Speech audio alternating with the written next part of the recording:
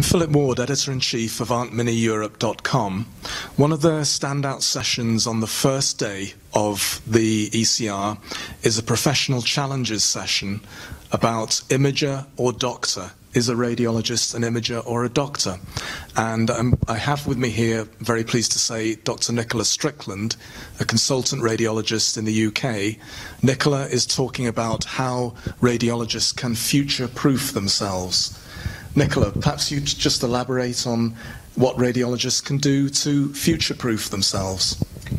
Well, I think it's a difficult question because I don't believe that any radiologist or indeed any doctor or indeed anyone in life is automatically future-proofed. I think future-proofing has to be earned and it has to be deserved. And therefore, as radiologists, I believe that we have to earn that future-proofing and we have to make ourselves an indispensable part of the clinical team, serving both our clinical colleagues and our patients, so that we are really needed and so that nobody can do without us.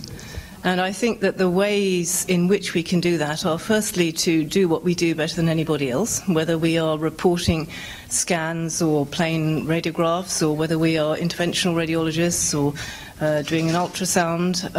We have to be better than anyone else, and it behoves us therefore to keep abreast of developing technology and developing knowledge in that field. But I think that we can also future-proof ourselves by making ourselves very knowledgeable about the technology in our profession. And certainly imaging is one of the most fast-moving of all the medical specialties. And so not only the modalities, but also the whole of digital imaging and imaging informatics and IT, PACS and RIS and speech recognition and transferring data, so that we're consulted about all those things for planning for the future and the present in healthcare.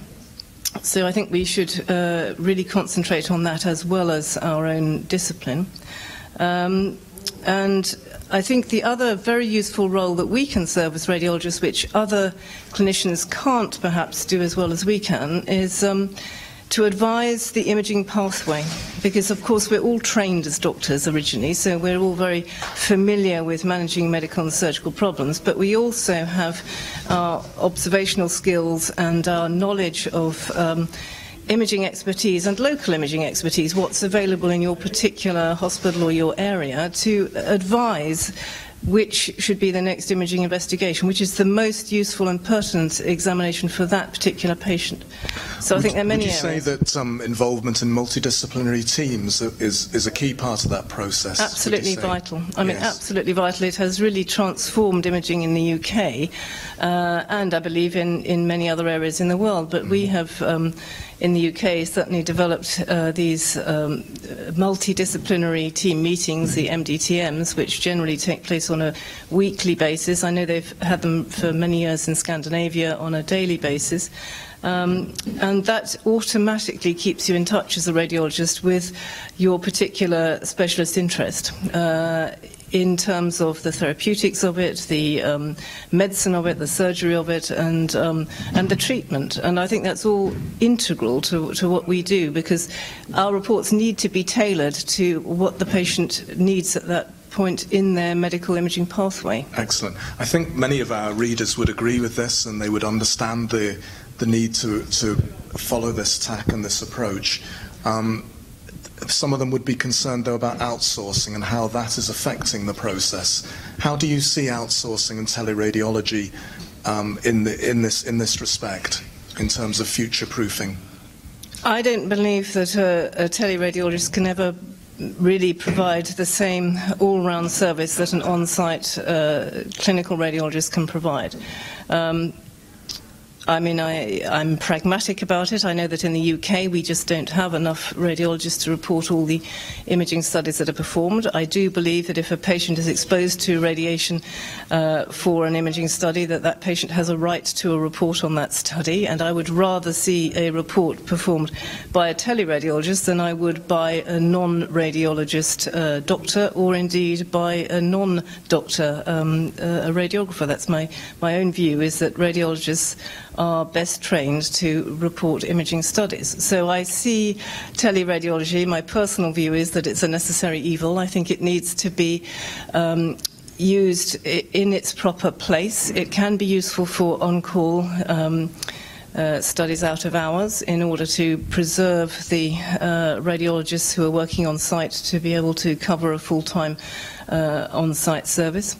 What I would like to encourage myself actually is what I've called regional insourcing, or NHS National Health Service insourcing, so that groups of public hospitals work together over networks to be able to sustain a better service than they could in their small isolated units. I think that it's unfortunate that many of the teleradiology companies, certainly initially, were faced with often trying to report complex studies without any previous imaging, without any knowledge of the patient, without any contact with the clinicians in that hospital. So they were already working at a disadvantage, and that cannot serve the patient properly. Okay, that's interesting, Nicola. You mentioned about the patient, and there's an article in today's Congress newspaper where you're quoted as saying a patient is not well served by teleradiology. Do you think it's as simple as that patients are missing out through teleradiology? In some instances, as I say, I think that if a patient has a complex medical history, they have a lot of past imaging to which the teleradiologist has no access, they cannot possibly be as well served as they would be by a radiologist who was in possession of all those data and who was able to speak to the clinicians on site and access the electronic patient record and the latest medical results, who would know what the pathway was in their treatment in the multidisciplinary team meetings. I think if it's a one-off study, the patients had no previous imaging, perhaps musculoskeletal, there's something wrong with their knee, they've had a knee MR, then a specialised teleradiologist who does musculoskeletal imaging will, I'm sure, produce an excellent report. And similarly, on call, I would rather see a patient with an acute abdomen have a timely report on their study than no report at all, or a delayed report. And therefore, if we're going to use teleradiology, firstly, the IT has to be excellent and the quality control. And secondly, it has to be used advisedly in those cases where the patient won't suffer by the limitations of teleradiology.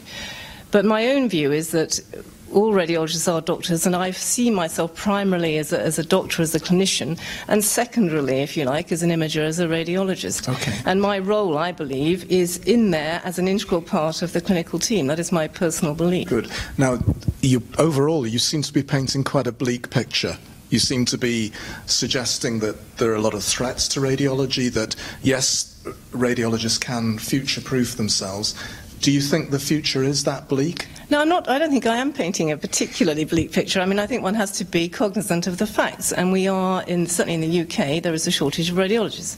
And I think it's up to us as radiologists to try to seize this as an opportunity and make ourselves indispensable and be proactive. I mean, if we sit back and let it all happen, then frankly, we deserve to go under. We have to get in there and fight and hold our place, hold our own, be clinicians, do the best we can in terms of keeping up to date with our own specialist interest, and provide an excellent service as part of a clinical team. Excellent. I mean, the future is actually in our own hands. We just need to get out there and see that and use it properly.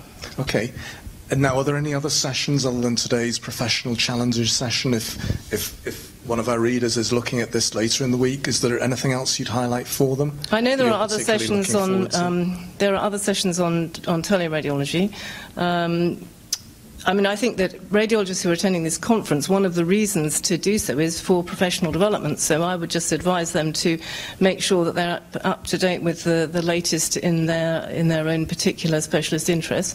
Maybe broaden those interests by going to sessions that sort of overlap with their own interests, because we must remain, in my opinion, quite general, quite flexible if we're going to provide a worthwhile role. We can't be too narrow and too specialised so that we can only do a very few few types of imaging studies. So this is a great opportunity where we've got so many excellent speakers all on one site to pick and choose those sessions which are really at the forefront of knowledge. Good, excellent. Nicola, thank you very much. It's a very clear message, a very strong message. If you want to read more, the ECR Today issue for today is available.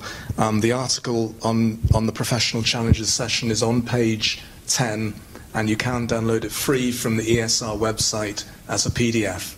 Thank you very much, Nicola. Thank you very much. Thank you.